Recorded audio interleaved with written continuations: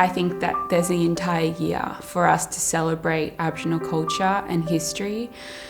And I think that if we're only putting it into 1 week, then it's not really good enough. We have the opportunity to always be making this beautiful culture and this history of our country, at the forefront of how we think and how we grow and how we develop. I think Naidoc Week, now more than ever, is an opportunity for Aboriginal communities to share that with the broader community.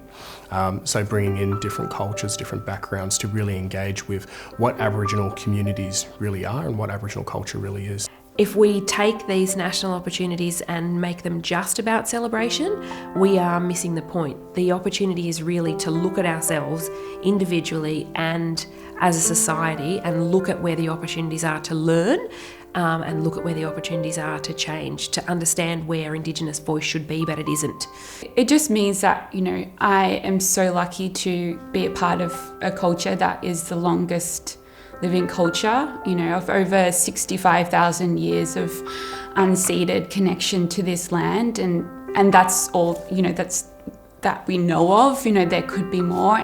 I struggle with those words this week because during Reconciliation Week and Naidoc Week this year, we've seen the destruction of sacred sites. And so for many Indigenous people, those terms, always was, always will be, they refer to custodianship and care of land. And that is very important, but as a people, we are aching.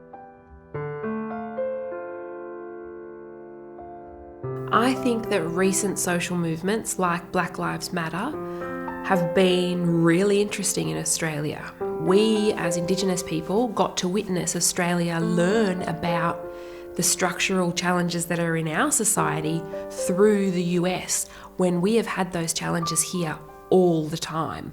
And it's been really interesting to see Australians grapple with that and look closer to home and really inspect the challenges that we have in this country.